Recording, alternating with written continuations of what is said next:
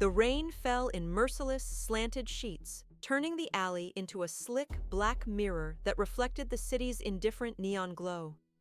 For Alara, it was the sound of the world drowning.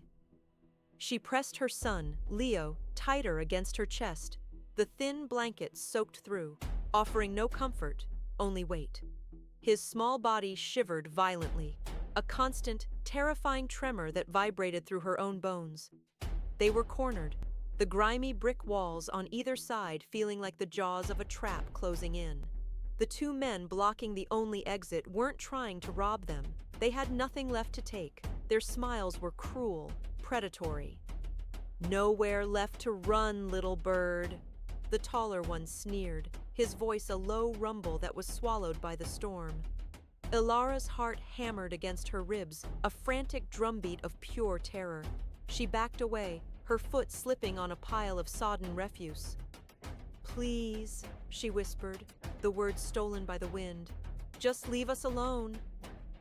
The second man, broader and shorter, took a step forward, cracking his knuckles. "Marcus sends his regards. He wants his property back." Property. The word made her stomach clench with a familiar, sickening dread. She was not property. Leo was not an asset to be reclaimed. They were ghosts, trying to disappear, but the past had a long and brutal reach. As he lunged, a shadow detached itself from the deeper darkness at the back of the alley. It was a fluid movement, unnervingly silent. The men paused, turning. The figure that emerged was just a man, cloaked in rags and the kind of grime that spoke of years on the street. His face was obscured by a tangle of dark, matted hair and a thick, unkempt beard. He looked like 1,000 other forgotten souls in this city. The thugs relaxed, a shared smirk passing between them. "Get lost, old man," the tall one grunted. "This ain't your concern." The homeless man said nothing. He simply moved, and the alley erupted into a symphony of violence so swift, so brutally efficient, that Alara could barely process it. There was no wasted motion, a sharp crack as an elbow connected with a jaw, a low, guttural cry of pain as a knee was driven into a stomach.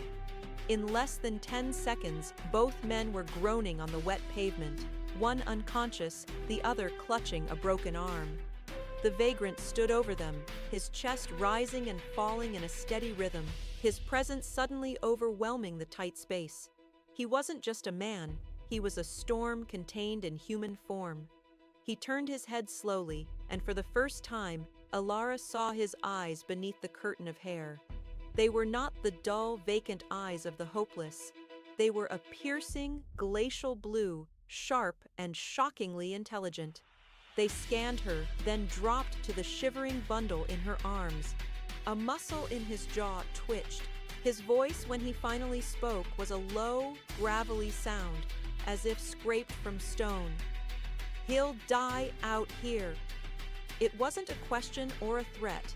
It was a statement of fact, delivered with a chilling finality that cut through her fear. She clutched Leo tighter, a protective instinct warring with the stark reality of their situation. He was right. Leo's breaths were becoming shallow, his small face pale. She had run out of options, out of time. This dangerous, silent stranger was her only hope, a terrifying and damning realization. He didn't offer a hand. He just turned and began to walk deeper into the alley, expecting her to follow. Hesitantly, every instinct screaming at her to run, she did. He led her to a featureless steel door set into the concrete wall of an underpass, a place she must have passed a dozen times without ever noticing. He produced a key, an old, heavy, industrial thing, and unlocked it. The space beyond was not the damp, rat-infested hovel she expected. It was a small, dry, and shockingly clean concrete room. A single bare bulb hanging from the ceiling illuminated a cot with a thick wool blanket, a small table, and shelves lined with canned food, bottled water, and a comprehensive first aid kit. It was a survivalist's bunker, hidden in the city's forgotten veins. The air was still and warm. He gestured toward the cot. Put the boy down." She did as she was told, her movements stiff with distrust. She unwrapped the wet blanket from Leo and tucked him under the dry one. The man approached, and she flinched, positioning herself between him and her son. He ignored her, his focus entirely on the child. His large, calloused hand, surprisingly gentle, brushed the wet hair from Leo's forehead, testing his temperature. "He's cold, but the fever hasn't set in." "We were lucky," he said, his voice still a rough whisper. He moved to the shelves, grabbing a can of soup and a small portable stove. The silence was thick, broken only by the hiss of the gas and the relentless drumming of the rain outside. He worked with a quiet competence that was at odds with his disheveled appearance. He didn't seem like a man who had forgotten how to live in the world, but one who had deliberately shed it. He handed her a steaming mug of soup. Their fingers brushed, and a jolt, like static electricity, shot up her arm. His skin was rough, but there was a latent heat to it. She looked from his dirt-stained hands to his intense, watchful eyes. Nothing about him made sense. He was a paradox of destitution and preparation, of brutality and gentleness. He had saved them, sheltered them, and now he was feeding them, all without a single word of explanation. As she sipped the warm broth, feeling life slowly seep back into her frozen limbs, she watched him. He sat on a small crate, his back to the wall, a silent sentinel. His gaze never left them, a possessive, territorial watchfulness that was both unnerving and, to her shame, strangely comforting. In his presence, the world outside, with its relentless threats, seemed to fade away. "Why?" she finally managed to ask, her voice hoarse. "Why did you help us?" He didn't answer for a long moment, the silence stretching until it was a tangible thing between them. His blue eyes locked onto hers, and she felt as if he could see every secret she had, every fear she carried. "Because no one else would," he said simply. It wasn't the answer she expected. It wasn't an answer at all, not really. It only deepened the mystery, the dangerous allure of the man who had appeared from the shadows. The fear was still there, a cold knot in her stomach, but it was now tangled with a desperate, burgeoning curiosity. "Who are you?" she asked, the question a stark demand in the quiet bunker. He just stared at her, his expression unreadable, a fortress of secrets. A distant train rumbled on the tracks above, the low vibration shaking the very ground beneath them. His silence was the only reply she would get, and it was more terrifying than any lie he could have told. The world outside the steel door was muted when Alara awoke. The storm had passed, leaving behind a city washed clean and unnervingly quiet. For a moment, she didn't know where she was, the scent of damp concrete and something metallic filling her senses. Then it all came flooding back. The alley, the men, the chillingly efficient violence of the stranger. Her head whipped toward the cot. Leo was sleeping peacefully, his breathing even and deep. A faint flush of color returned to his cheeks. Relief, so potent it was dizzying, washed over her. The man was gone. The room was empty, save for them. On the small table beside her, there was a fresh bottle of water and a protein bar. A silent offering. She ate slowly, her eyes scanning every detail of their strange sanctuary. It was meticulously organized. The canned goods were stacked with their labels facing out. The first aid kit was not the cheap plastic kind from a pharmacy. It was a professional-grade trauma kit, the kind paramedics or soldiers used. Who was this man? The steel door creaked open, and she instinctively moved to shield Leo, her body tensing for a fight. He entered as silently as he had moved in the alley, his large frame momentarily blocking the light. In his hands, he held a small bag. He didn't look at her, moving instead to check on Leo. He placed the back of his hand on the boy's forehead, his touch surprisingly gentle. "The cold has passed. He's just exhausted," he stated, his voice a low rasp. "He needs to eat when he wakes up." He pulled a small carton of milk and a banana from the bag and set them on the table, things he would have had to pay for. She watched him, her fear warring with a desperate need for answers. In the flat, gray morning light filtering through the open door, she could see him more clearly. The grime and matted hair were still there, a deliberate camouflage, but beneath it, the structure of his face was sharp, defined by strong cheekbones and a square jaw that was now covered in a dark, thick beard. A faint, silvery scar cut through his left eyebrow, a detail she hadn't noticed in the darkness. He carried himself with a coiled stillness, an economy of motion that spoke of discipline, not despair. "Thank you," she said, the words feeling inadequate. He gave a curt nod, his back still to her as he organized the few items he'd brought. He moved to a small, cracked mirror he'd propped against the wall and began to clean a cut on his knuckles from the previous night's fight. He was clumsy with the antiseptic wipe, his large hands unused to tending to himself. Without thinking, she stood and walked over. "Let me." He froze as she reached for his hand. His entire body went rigid, a silent warning. His glacial eyes met hers in the reflection, and for a heartbeat, she thought he would pull away. She saw a flicker of something in their depths, a raw, untamed wildness. Then, as quickly as it appeared, it was gone, replaced by a guarded stillness. He gave an almost imperceptible nod and allowed her to take his hand. His skin was rough, calloused, but beneath the dirt, it was warm and alive. Her fingers trembled slightly as she cleaned the bruised knuckles.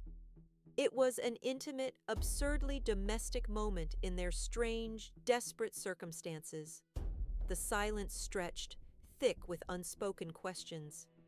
He smelled of rain, metal, and something else, something faintly wild, like the earth after a storm. "You're not like them," she said softly, not looking up from his hand. "The others on the street."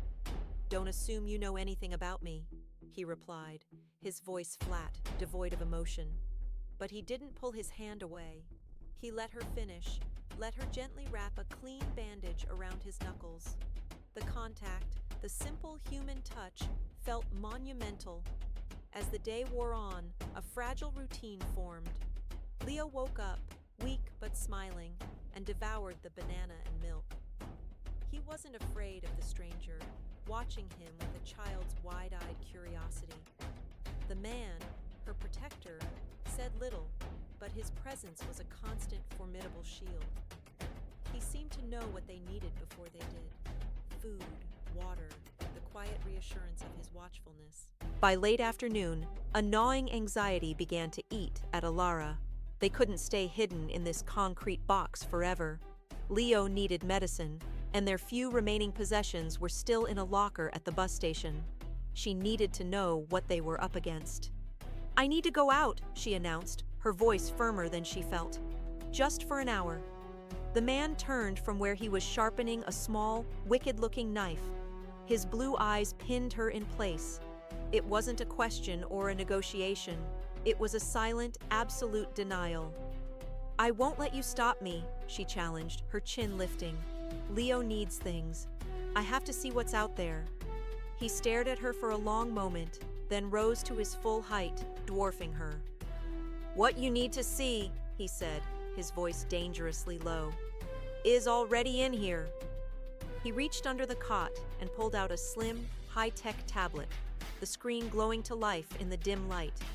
It was a jarring piece of modern technology in this primitive shelter. On the screen was a news article dated 2 days ago.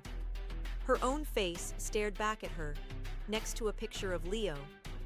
The headline read, "Philanthropist Alastair Valerius pleads for safe return of missing wife and son." Her blood turned to ice.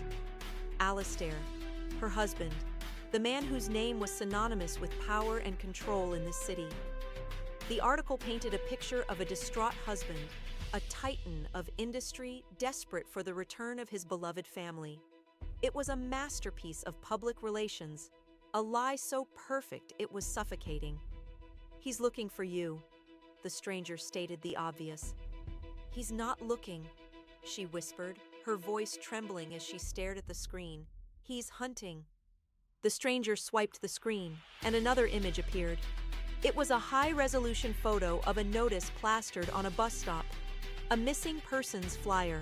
It offered a $50,000 reward, and in the bottom corner, the sponsor, Valerius Corp. Marcus wasn't just a thug Alistair had hired, he was an employee. She stumbled back, pressing her hand to her mouth as the true scale of her situation crashed down on her. She hadn't just run from a man, she had run from an empire. An empire Alistair had built on secrets and ruthlessness. An empire he would use to crush her, to reclaim what he considered his. She looked at the stranger, at the knowing, grim expression in his eyes. He had known. He had known who she was running from all along. The alley hadn't been a random act of kindness. It had been, what? A calculated intervention? "How?" she breathed. "How did you know?" He ignored her question, taking a step closer. His shadow fell over her, a tangible weight. His voice was low, cutting through her panic with a chilling precision. "You don't understand the game you're playing, Alara," he said. Her name on his lips was a shock, a violation. He had never used it before. "You didn't just run from a powerful man. You ran from a king, and kings have a very specific way of dealing with things they own when they go missing." His words struck her with the force of a physical blow. Own, the same word the thugs had used. The fragile trust she had started to feel shattered into 1,000 pieces, replaced by a cold, sharp-edged fear. Was he her savior? Or was he just a different kind of cage? The air in the small room crackled with suspicion. The word own echoed in the silence, a brand that Alistair had seared into her soul and that this stranger now threw back in her face. Every instinct screamed at her to grab Leo and run, but where? The tablet in his hand was proof that the outside world was just a larger cage, one where Alistair controlled every door. "You work for him," she accused, her voice a raw, broken thing. "This is a trap. You saved me just to drag me back to him." The idea was sickening, a betrayal so profound it left her breathless. The stranger's expression didn't change, but a muscle feathered in his jaw. "If I worked for Valerius," he said, his voice a low, dangerous rumble, "you and the boy would have been in the back of a black van within 5 minutes of me finding you. You wouldn't be warm, you wouldn't be fed, and you certainly wouldn't be questioning me." His logic was brutal and undeniable. She had seen Alistair's methods firsthand. He was a man of cold, swift efficiency, not elaborate games. This man was different. He was a wolf, but he wasn't one of Alistair's hounds. He was something else entirely. "Then who are you?" she demanded, taking a half step forward, fueled by a surge of desperate adrenaline. "Why are you involved? Why do you have a military-grade first aid kit and a high-end tablet in a concrete hole under a bridge? Nothing about you adds up." He turned away from her, his broad back a wall of secrets. For a long moment, he was silent, staring at the steel door as if he could see through it to the city beyond. When he finally spoke, his voice was different. The hard, gravelly edge was still there, but it was laced with something else, something that sounded like old, bitter iron. "Alistair Valerius builds his empire on the ruins of other people's lives," he said, his gaze distant, lost in a memory she couldn't see. "He buys companies, strips their assets, and leaves ghosts behind. 10 years ago, my father owned a small but innovative tech firm. He poured his life into it. Valerius saw its potential. He made an offer. My father refused. So Alistair destroyed him. A hostile takeover, corporate espionage, manufactured scandals. He bled him dry, legally and financially, until my father had nothing left." He paused, his hand clenching into a fist at his side. The bandage she had so carefully wrapped around his knuckles strained against the pressure. "He lost everything. his company, his reputation, his will to live. I found him in his study a week after Valerius Corp finalized the acquisition. The words hung in the air, heavy and absolute. He didn't need to say more. Alara felt a chill that had nothing to do with the cold concrete floor. She had seen that ruthless side of Alistair, the cold satisfaction he took in complete and utter victory. She had just never known the true cost. I tried to fight him, the stranger continued, his voice dropping to a near whisper. In the courts, in the press, but I was just a kid with a famous last name and no power. He had an army of lawyers and a media empire in his pocket. He buried me. He made me a ghost long before I started dressing like one. He took my name, my fortune, my future. He turned to face her then, and the glacial blue of his eyes was burning with a cold 10-year-old fire. He took everything from me. I've been waiting, watching him, learning his weaknesses. I've been a ghost in his city, living in the shadows he casts, waiting for a chance to see him lose something he thinks he owns. His gaze dropped to Leo, who was now awake and watching them with wide, innocent eyes. And then you ran. The revelation was a tectonic shift, realigning everything she thought she knew. He wasn't her savior, not in the way she'd imagined. He was an instrument of vengeance. She and Leo were not just refugees he had pitied. They were a weapon he had found, a way to wound the untouchable Alistair Valerius. You're using us, she said, the words tasting like ash. I'm keeping you alive, he countered, his intensity unwavering. Alistair won't stop. You know that. He can't afford the scandal of a runaway wife, especially one who knows what you know. His image is his power. He'll find you. The men in the alley were just his local muscle. He'll escalate. He'll bring in professionals, trackers, men who are good at making people disappear. He gestured to the tablet. His digital footprint is everywhere. He's using traffic cameras, facial recognition software, tracking your credit cards, which is why I'm glad to see you were smart enough to use only cash and ditch your phone. But it's not enough. You can't outrun a ghost in your own city, but you can hide with one. A fragile, dangerous alliance began to form in the space between them, forged from shared pain and a common enemy. He was dangerous, a man driven by a decade of simmering hatred. But Alistair was a monster who wore a suit of civilized charm. She had traded one cage for another, but at least this one had teeth pointed in the right direction. What is your name? She asked, her voice quiet but firm. It was a demand for something real, a piece of the man he used to be. He hesitated, the fortress of his defenses going up again. The name was a relic of a buried life, a ghost he had tried to exorcise. Call me X, he said finally, a humorless, bitter twist to his lips. It's all he left me. The name, or lack thereof, was a stark reminder of the stakes. Before she could process it, a sharp, metallic ping echoed from the tablet. X snatched it up, his body instantly alert. His eyes narrowed as he scanned the screen, a new, urgent tension filling the room. What is it? Alara asked, her heart beginning to pound. He didn't look up. He just tilted the screen toward her. It was a live feed from a security camera, one pointed at the mouth of the alley they were hidden in. A sleek black town car, the kind Alistair favored, had just pulled up to the curb. Two men in sharp, tailored suits got out. They weren't the thugs from before.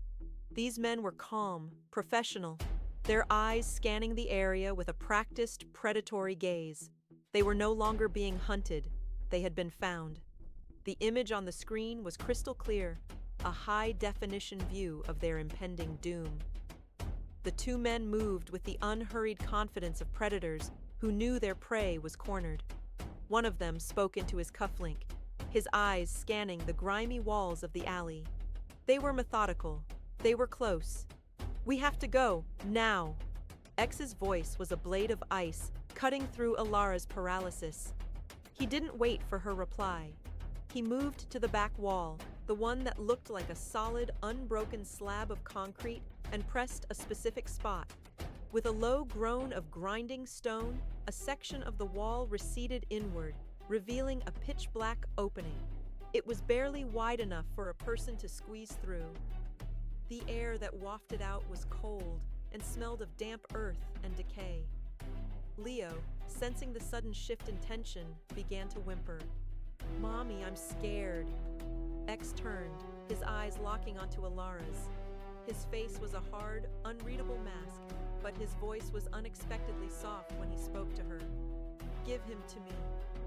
It wasn't a request, it was a command born of absolute necessity. For a split second, she hesitated, her protective instincts screaming. He was still a stranger, a man fueled by a dark and singular purpose. But then, she heard a heavy thud against the steel door. The hunters were testing the entrance. Her choice was gone. She nodded, her throat too tight to speak, and gently passed Leo into his arms. X settled the boy against his chest with a practiced ease that was startling. Leo, instead of crying, simply buried his face in the man's rough coat, his small hands clutching the fabric. "I'll go first," X said to Alara. "Stay directly behind me. Don't make a sound, and whatever you do, do not stop moving." He slipped into the darkness without another word. Alara took a deep breath, the sound of her own frantic heartbeat roaring in her ears, and followed him into the suffocating black. The concrete panel slid shut behind them with a soft, final click, plunging them into absolute blackness. A heavy metallic bang echoed from the bunker, followed by the sound of splintering wood. They were trying to break down the door. The tunnel was narrow and slick with moisture. It was a maintenance passage or an old sewer line, forgotten by time. X moved with an unnerving confidence, one hand holding Leo secure, the other trailing along the rough wall to guide himself. Alara stumbled behind him, her hands outstretched, her fingers brushing against the cold, slimy stone. The only sounds were their soft footsteps in the shallow, trickling water and the frantic pounding of her own heart. It felt like being buried alive. Time ceased to have meaning. It could have been minutes or hours that they navigated the labyrinthine darkness. Finally, she saw a faint, grayish light ahead. It grew brighter, resolving into the rusted rungs of a ladder leading up to a manhole cover. X paused beneath it, listening intently. Above, she could hear the distant, rhythmic clang of a train on its tracks. He looked down at her, his face a silhouette against the dim light. "We're under the old metro switching yard. It's been abandoned for years." He scaled the ladder with Leo still held securely in one arm, a feat of incredible strength. He pushed the heavy cover aside just enough to peer out, his eyes scanning the area. After a moment, he slid it fully open and climbed out, then reached back down for her. His grip on her hand was like a steel vice, pulling her effortlessly from the darkness into the cavernous, echoing space of a dead subway station. The air here was stale but dry. A few emergency lights, powered by some unknown source, cast long, distorted shadows across the platforms. Dust motes danced in the weak beams of light. It was a ghost station, a tomb for a bygone era of the city. The moment they were safe, the adrenaline that had been fueling Alara crashed. Her legs gave out, and she sank to the dusty platform, her body trembling uncontrollably. The terror of the last hour, the last few days, washed over her in a debilitating wave. A sob escaped her, raw and ragged. X gently set a now sleeping Leo down on a bed of old canvas tarps he'd arranged in a sheltered corner. He covered him with his own tattered but thick coat. For a moment, he just watched Alara, his expression unreadable in the gloom. He didn't offer empty platitudes or comforting words. Instead, he walked over and sat down on the platform a few feet away from her, his back against a pillar, and simply waited. He gave her the space to break, his silent presence a strange, anchoring force in the vast, empty station. When her sobs finally subsided into shuddering breaths, she looked up at him. "How did you know?" she asked, her voice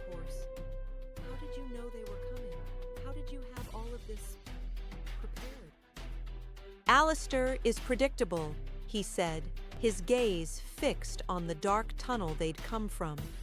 He thinks in straight lines: force, pressure, acquisition. He would send his thugs first. When they failed, he would send his professionals. I knew they would find the alley. It was only a matter of when. This, he gestured to the station, is one of many places he has forgotten exist.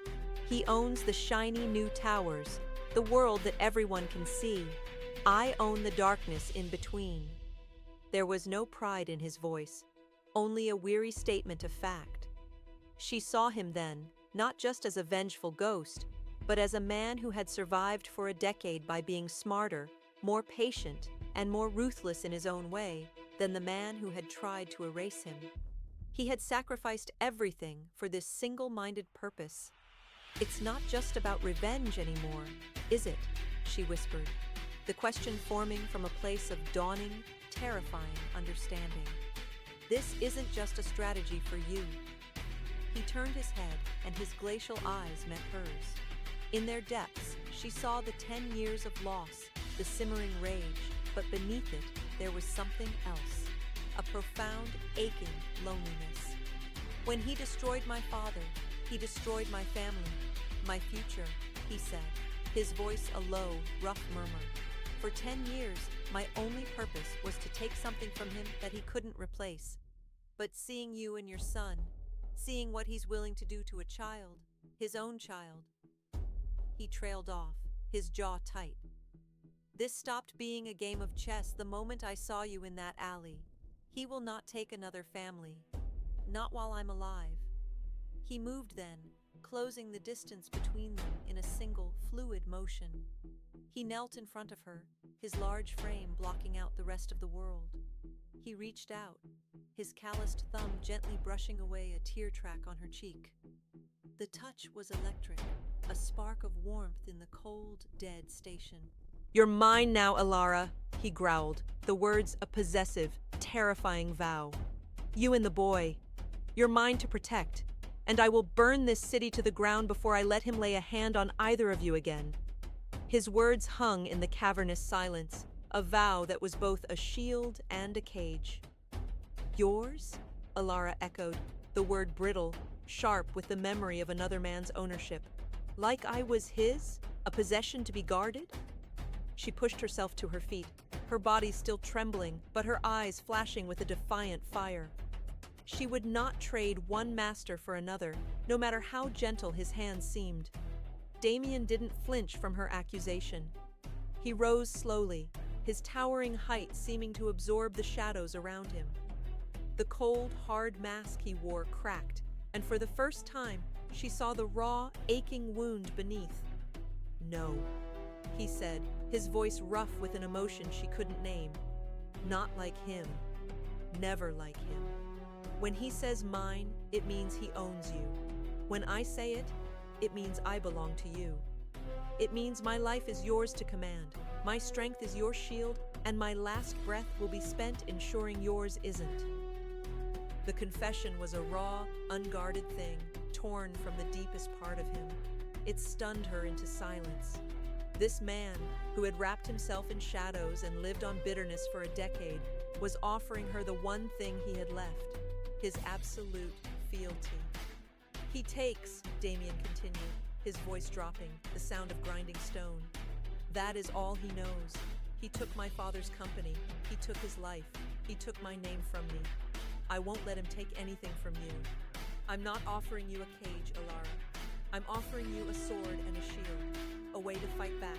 He saw the question in her eyes, the flicker of desperate hope warring with a lifetime of conditioned fear.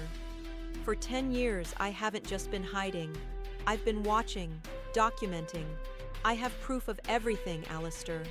The corporate espionage, the insider trading, the blackmail, enough to tear his empire down from the inside out. But I was always missing one thing, a witness, someone from the inside who could corroborate the data, who could put a human face to his crimes." He looked at her, his meaning clear. Someone he couldn't discredit or destroy. The scale of his decade-long war was staggering. He wasn't just a survivor, he was a spy master, a patient predator waiting for the perfect moment to strike. And she was that moment. "My name," he said, his voice suddenly quiet, "is Damien Thorne." He offered the name to her like a fragile, priceless artifact. The name Alistair had tried to bury. Saying it aloud was an act of rebellion, an act of trust. It was the ultimate proof that he was no longer a ghost. He was a man, standing before her, offering to share the burden she thought she would carry alone forever. The last of her defenses crumbled. Tears welled in her eyes, but they were not tears of fear or sorrow. They were tears of a profound, earth-shattering relief. She was not alone. She took a step forward, then another, until she was standing directly in front of him. She reached up, her hand hesitating for a moment before she laid it against his rough, bearded cheek. He flinched at the contact, as if unused to a gentle touch, but leaned into it, his eyes closing for a fraction of a second. "He has a vault," she whispered, her own secret, her own weapon. "Behind a painting in his study. It's where he keeps his real ledgers, the ones that no one else knows about. I know the combination." Damien's eyes snapped open, a fierce, blazing light in them. It was the missing piece, the final key, the one thing his external surveillance could never have found. In that moment, they were no longer a protector and a victim. They were partners, allies. He covered her hand with his own, his thumb stroking her skin. The gesture was no longer just protective. It was a promise. "We're not hiding anymore, Ilara," he said, his voice a low, determined growl. "We're hunting." He led her over to the corner where Leo was sleeping, a small, innocent life at the center of their storm. They sat together on the dusty canvas, a silent, shared vigil. The vast, empty station no longer felt like a tomb, but a sanctuary, the cradle of their rebellion. The air was cold, but a fragile warmth grew between them, a flickering flame in the oppressive darkness. "I can't lose you again," he murmured, so softly she almost thought she'd imagined it. But it was a quote from her deepest fears, a confession of a future he was already terrified of losing. She looked at his face, the hard lines softened in the dim light, the ghost of a lost boy and the strength of a hardened man. She leaned in and rested her head on his shoulder, a simple act of surrender and trust that felt more significant than any kiss. He didn't tense up. Instead, he relaxed, his arm coming around her to pull her close. "I'll protect you," she whispered, echoing his own vows back to him, "even if it costs me everything." They would face the monster together. He had been a ghost for a decade, and she had been a prisoner in a gilded cage. But here, in the forgotten depths of the city, under the rumble of passing trains, they were finally free. The battle was far from over, but for the first time, victory felt possible. Damien Thorne had been searching for a weapon, but in Ilara and her son, he had found something more. He had found a reason, a home. He looked down at the woman leaning against him and the child sleeping at their feet, and he made one final, silent vow. Alistair Valerius had taken his past. He would be damned if he let him take their future.